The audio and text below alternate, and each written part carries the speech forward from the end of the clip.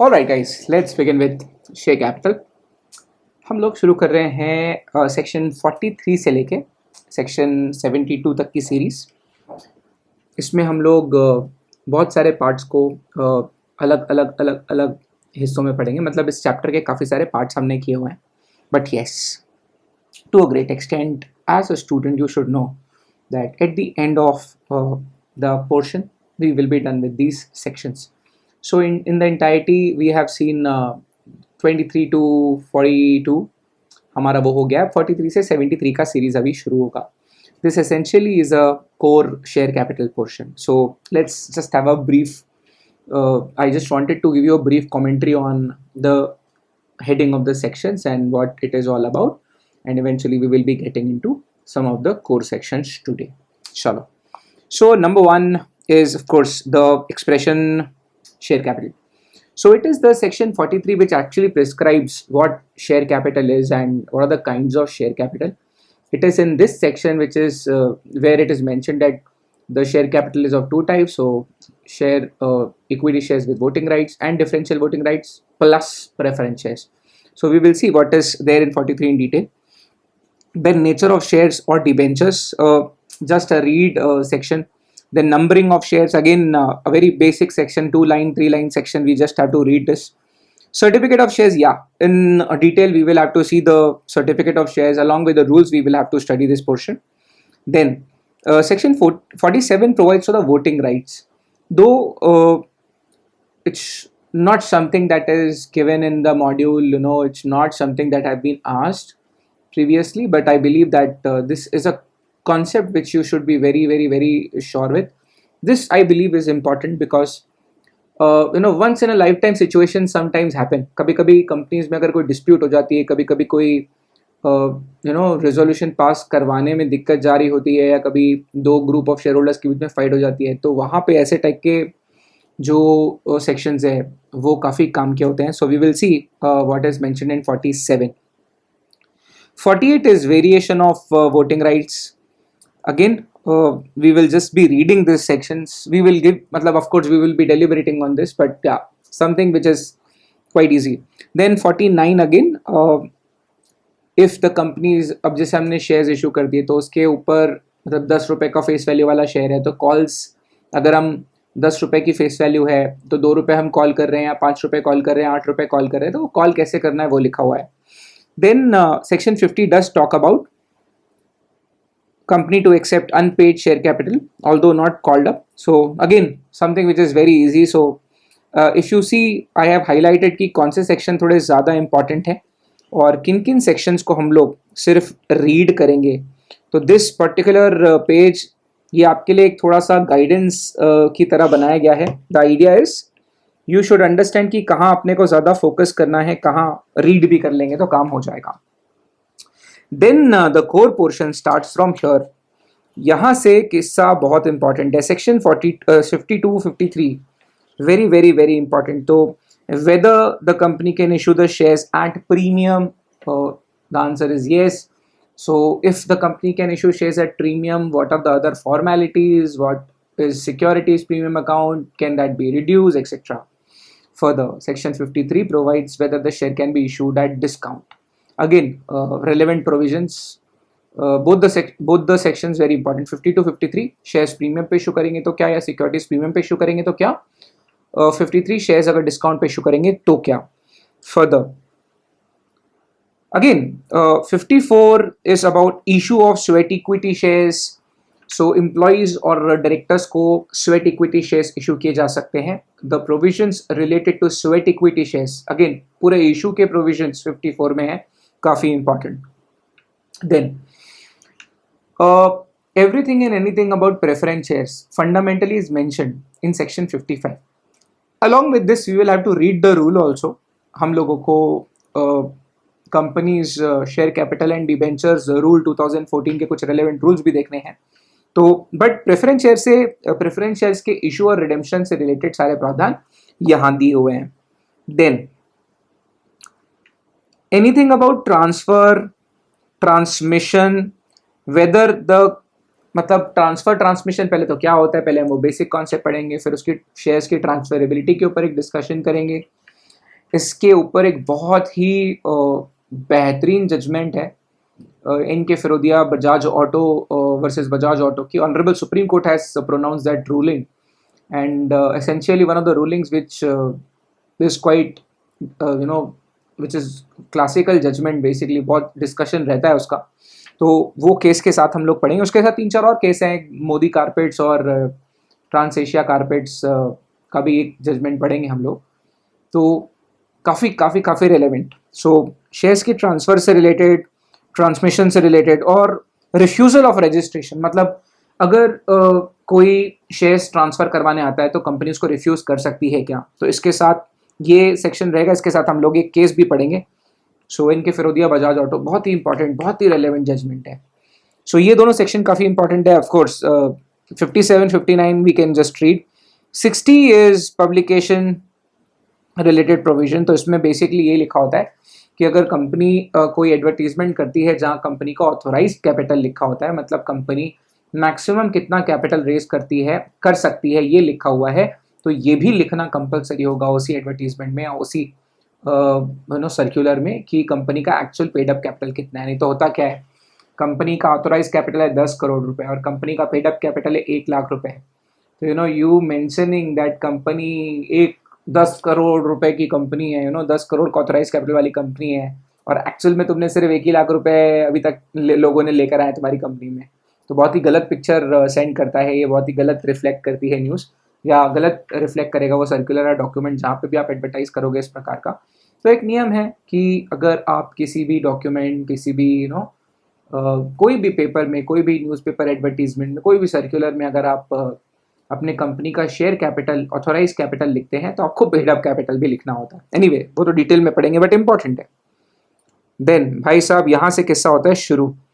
61 is about whether we can alter the share capital. तो यहाँ पर 10 रुपए की फेस वैल्यू वाला शेयर है, तो क्या उसको हम 1-1 रुपए की फेस वैल्यू वाला शेयर बना सकते हैं, या कोई 1-1 रुपए वाला शेयर है उसको हम 10 रुपए का एक फेस वैल्यू वाला शेयर बना सकते हैं. So consolidation, split, increasing authorise capital, उससे रिलेटेड प्रावधान 61 में है, काफ़ी रेलेवेंट.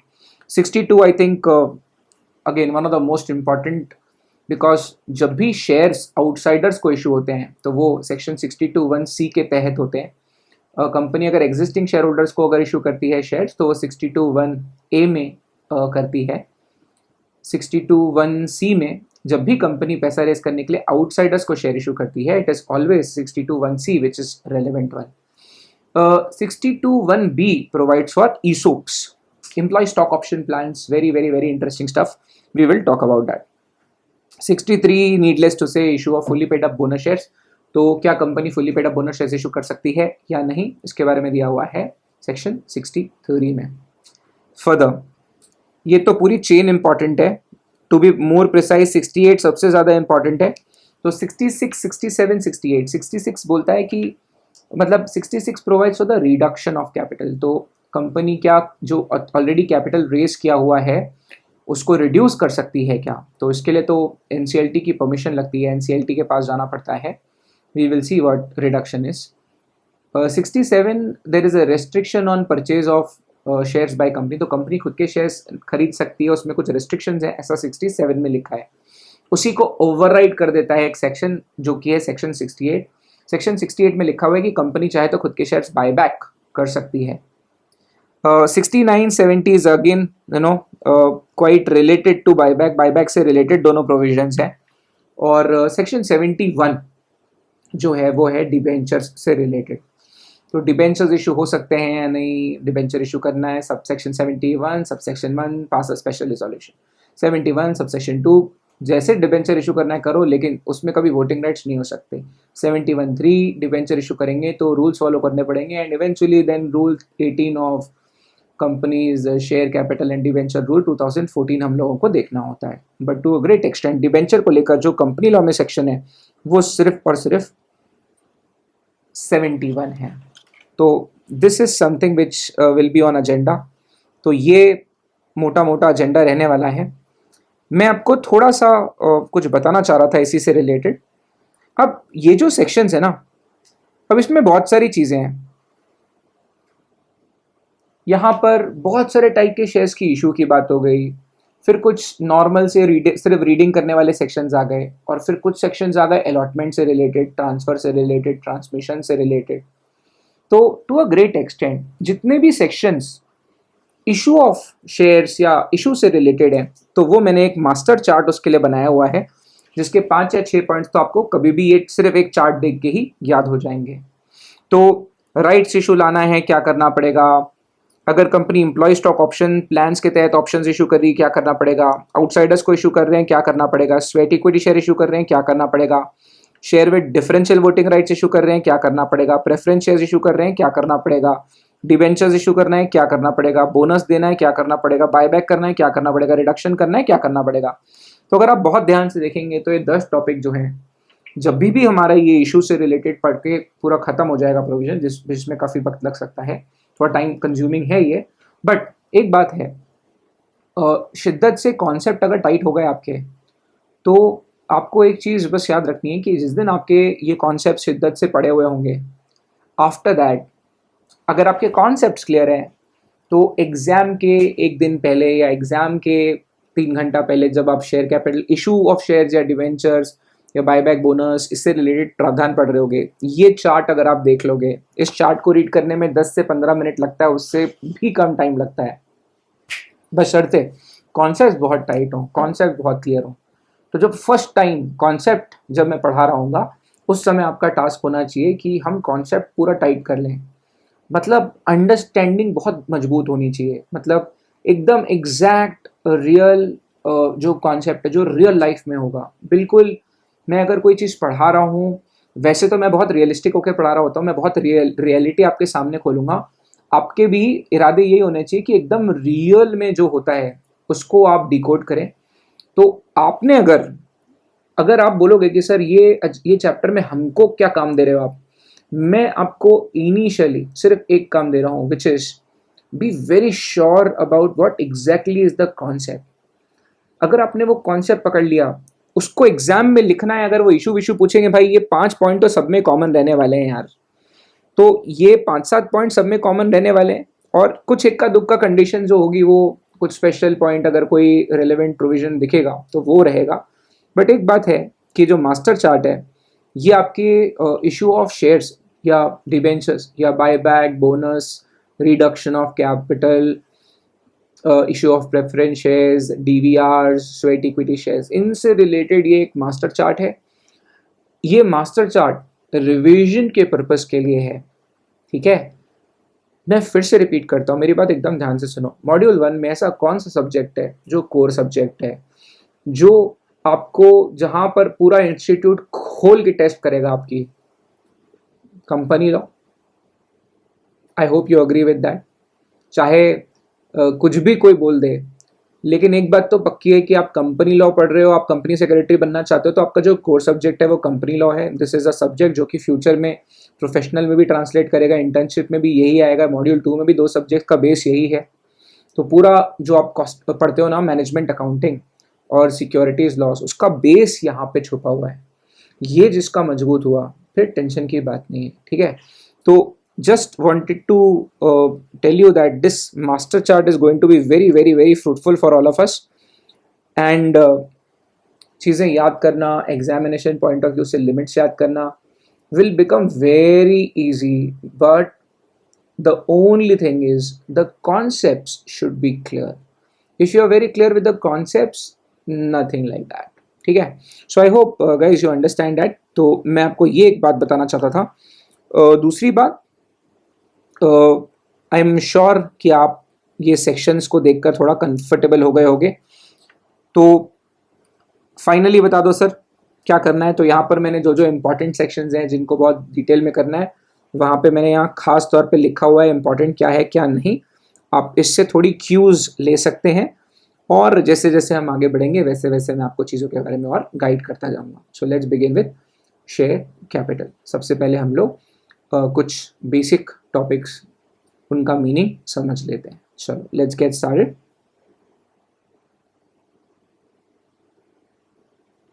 नाउ अगेन,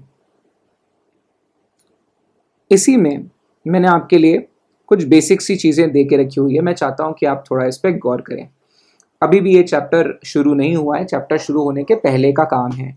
हम ये चैप्टर में जाएं उसके पहले कुछ चीज़ें ऐसी है जो काफ़ी क्लियर होनी चाहिए।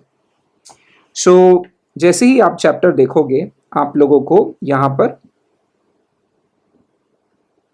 कुछ कुछ बेसिक सेक्शंस देखने को मिलेंगे, जैसे कि कुछ बेसिक एक्सप्रेशंस आपको मिलेंगे, जैसे कि ऑथोराइज्ड कैपिटल क्या होता है, इशूड कैपिटल क्या हो सकता है, सब्सक्राइब्ड कैपिटल क्या होता है, पेड अप कैपिटल क्या होता है। तो इस टाइप के आपको यहाँ पे कुछ बेसिक कोर कॉन्सेप्ट्स देखने हैं। फिर इशूड कैपिटल क्या होता है, कॉल्ड अप कैपिटल क्या होता है, इक्विटी और प्रेफरेंस शेयर तो ठीक है मैं 43 अलग से लूँगा ही डिटेल में, बट हाँ सबसे पहले लेट्स टॉक अबाउट कि ये जो वर्ड्स यूज होते हैं इनका एग्जैक्टली मीनिंग क्या होता है। सो लेट्स जस्ट देखो, फिर देखो, तुम लिखने विखने की कोशिश मत करो, यहाँ पे ज़रूरत नहीं है, जहाँ ज़रूरत होगी मैं खुद करवा दूंगा। मैंने पार्ट बी में आपको क्यों बोला कि यार लिखो, बहुत मैंने क्यों वहाँ पे बोला, अब देखो वहाँ का सारा खेल यहाँ पे हम यूज़ करने वाले, तो वहाँ पे ना चॉइस नहीं होती, वो बहुत ही स्कॉलरली तरीके से करना पड़ता है पोर्शन। अभी यहाँ पे ना ऑलरेडी चीज़ें कंडीशन वाइज दी हुई है, टेबल बना के सब कुछ दिया हुआ है, मेजॉरिटी ऑफ द चीज़ें तुमको अभी फोकस लिखने पे, लिखने में या फिर कोई और चीज़ में नहीं करना है, सिर्फ कॉन्सेप्ट सुनो, मेरी बात सुनो ध्यान से। ये जो पेज दिया हुआ है इसको एज इट इज पढ़ो जैसे दिया हुआ है, ठीक है। सबसे पहले एक वर्ड आ रहा है authorised capital. Now the definition is also given. तो ऑथोराइज्ड कैपिटल का मतलब क्या होता है? Section 2 Clause 8 provides such capital as is authorized by memorandum of company to be the maximum amount of share capital of company. Simply stated, memorandum of association में Section 4 subsection 1 बोलता था the memorandum of the company shall state A B C D E F। उसमें जो E होता था वो होता था कैपिटल क्लॉज। उसका मतलब होता था कि कंपनी मैक्सिमम कितना कैपिटल रेज कर सकती है, ठीक है। तो जो भी उसमें कैपिटल हम लिखते थे, लाइबिलिटी और कैपिटल में हम लोग लिखते थे कि मैक्सिमम कंपनी का ऑथोराइज्ड कैपिटल कितना है। ऑथोराइज्ड कैपिटल का मतलब कंपनी मैक्सिमम कितने शेयर्स इशू कर सकती है, कंपनी मैक्सिमम कितने अंकित मूल्य के, कितने फेस वैल्यू के, कितने नॉमिनल वैल्यू के शेयर्स इशू कर सकती है। नॉमिनल वैल्यू और फेस वैल्यू ये इंटरचेंजेबली यूज किया जाता है। तो नॉमिनल कैपिटल, ऑथोराइज कैपिटल का मतलब, थोड़ा सा फोकस करिए, ये वो कैपिटल है जो मैक्सिमम लिमिट है, कंपनी मैक्सिमम इतना पैसा रेज कर सकती है। अगर इस अमाउंट से ज्यादा पैसा रेज करना होगा तो you will have to first increase the authorise capital, जिसके प्रोविजन 61 में दिए हुए हैं। तो सबसे पहली चीज एमओए में हम कैपिटल में लिखते हैं कि मैक्सिमम, लाइबिलिटी क्लॉज में हम लोग लिखते हैं the authorise capital of the company so and so. तो मैक्सिमम कैपिटल कितना हो सकता है, दैट इज ऑथोराइज कैपिटल, ठीक है। इससे ज़्यादा इस ऑथोराइज कैपिटल के से ज़्यादा अमाउंट के फेस वैल्यू वाले शेयर्स, मतलब अगर ऑथोराइज कैपिटल में लिखा हुआ है 1 लाख रुपीज़, एक शेयर 10 रुपये का अगर है तो आप ये कंपनी मैक्सिमम 10,000 शेयर्स 10 रुपये वाले इशू कर सकती है, उससे ज़्यादा नहीं। क्यों? क्योंकि 10,000 शेयर्स 10 रुपये की फेस वैल्यू वाले shares, 10,000 into 10 will become how much, 1 lakh rupees. तो कंपनी ये 1 लाख रुपए से ज़्यादा का शेयर्स इशू नहीं कर पाएगी। तो ऑथोराइज कैपिटल का मतलब होता है कि मैक्सिमम कंपनी कितने रुपए के शेयर्स इशू कर सकती है, ओके। फेस वैल्यू कैपिटल उससे ज़्यादा नहीं हो सकता। तो अगर आपको उससे ज़्यादा लिमिट, उससे ज़्यादा पैसा अगर आपको रेस करना है, उससे ज़्यादा इक्विटी शेयर आपको इशू करना है, तो first step is you will have to increase the authorised capital. Further let's talk about the issued capital. Now हो सकता है मेरी कंपनी का जो कैपिटल है, अब आजकल क्या होता है जब कंपनी इनकॉर्पोरेट होती है ना, तो अप टू 10 लाख रुपीस तक की सेम फीस होती है। जो आरओसी की फीस है, स्टैम्प ड्यूटी है, वो अप टू 10 लाख रुपए तक एक ही फीस लगती है। तो सभी लोग जब कंपनी इनकॉर्पोरेट करते हैं तो वो कंपनी इनकॉर्पोरेट करते वक्त ऑथोराइज कैपिटल 10 लाख रुपए रख देते हैं। ऑथोराइज कैपिटल 10 लाख रुपए हो गया, इसका मतलब मैक्सिमम 10 लाख रुपए के शेयर्स कंपनी इशू कर सकती है। जरूरी है क्या कि हमने ऑथोराइज कैपिटल 10 लाख रुपए रखा तो हम लोग उतने ही रुपए के शेयर्स इशू भी कर देंगे? बिल्कुल नहीं। तो इशूड कैपिटल का मतलब है हमने कितने रुपए के शेयर्स इशू किए हैं। Let's just mark it here. such capital as the company issues from time to time for subscription. It is the part of authorized capital which company issues for the time being for public subscription and allotment. This is computed at face value और nominal value. तो इसे face value पे compute किया जाएगा, market value पे नहीं. Market value तो जैसे MRF का शेयर अब 70,000 है, 90,000 रुपये का है, फेस वैल्यू तो 5-10 रुपये ही है ना. तो हम लोग फेस वैल्यू कैपिटल की बात कर रहे हैं. Market value could be more. Further now what is issued what is subscribe capital. तो यार हम लोगों ने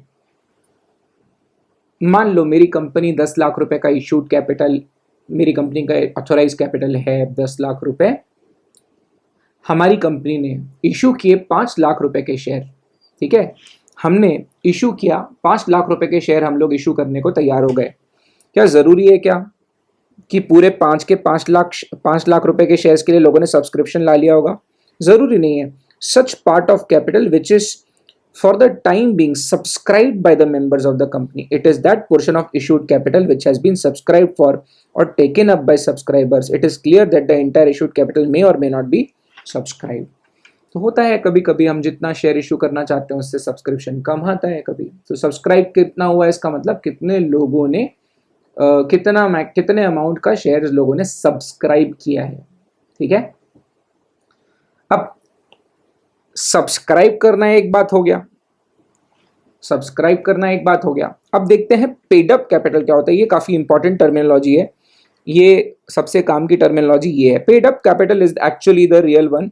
तो ये such aggregate amount of money credited as paid up as is equivalent to the amount received and paid up in respect of shares issued, and also includes any amount credited as paid up in respect of shares of company but does not include any other amount received in respect of shares by whatever name called.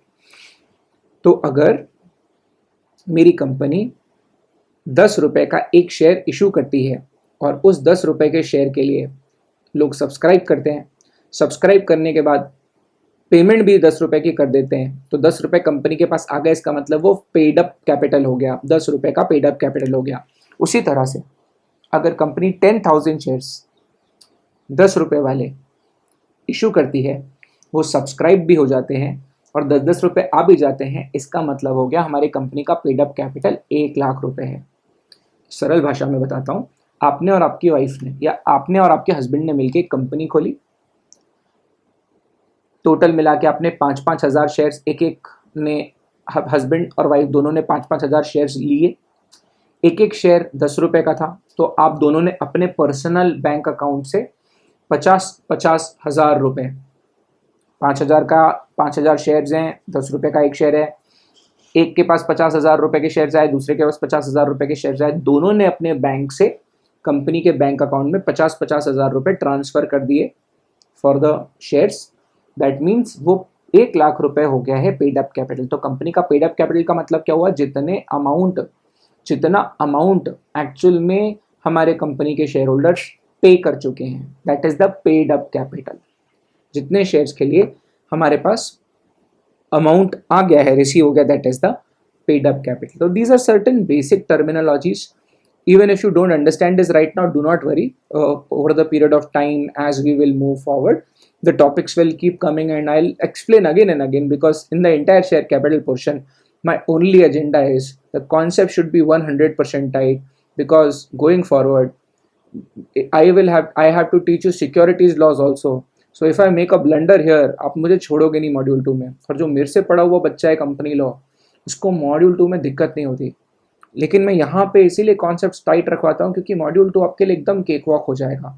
In fact accounts भी जब आप पढ़ोगे तो कभी कभी कोई बच्चे बेचारे डायरेक्टली जब मॉड्यूल 2 करते हैं, वैसे कोई बहुत बड़ी बात नहीं, अभी तो एक बच्ची कर रही है, 2 बच्चे कर रहे हैं इनफैक्ट, तो कोई बहुत बड़ी बात नहीं है. लेकिन कहीं ना कहीं मॉड्यूल 2 डायरेक्ट करते हैं तो किसी को मतलब वो बच्चे को शायद समझता नहीं है कि वो क्या मिस कर रहा है. तो कभी कभी मैं पूछता हूँ बच्चों को, उनको मैं ज़्यादा पूछता हूँ कि यार तुमको समझ रहा है क्या, क्योंकि मुझे मालूम है कि मॉड्यूल 1 का ही इतना बड़ा गैप है शेयर से रिलेटेड, तो उससे रिलेटेड अकाउंटिंग एंट्री थोड़ी सी कभी कभी बच्चों को उसमें दिक्कत आ सकती है. तो यूजुअली अगर आपका ये पोर्शन स्ट्रांग हो जाता है तो ये भी कंसिडर करके चलना कि ये आपको जो मैनेजमेंट अकाउंटिंग सब्जेक्ट होता है सेकेंड मॉड्यूल में, उसमें बहुत ज़्यादा हेल्प करेगा। सिक्योरिटीज़ लॉज में शेयर से रिलेटेड अलग दुनिया के कॉन्सेप्ट्स, अलग दुनिया के रेगुलेशंस, आप सेबी रेगुलेशंस पढ़ने वाले हो, बट बेस लॉ जो है, बेस लॉ तो कंपनी लॉ है, तो ये जितना स्ट्रांग रहेगा उतना ही आपको सिक्योरिटीज़ लॉज में मदद होगी। ठीक है, सो लेट्स गेट स्टार्टेड।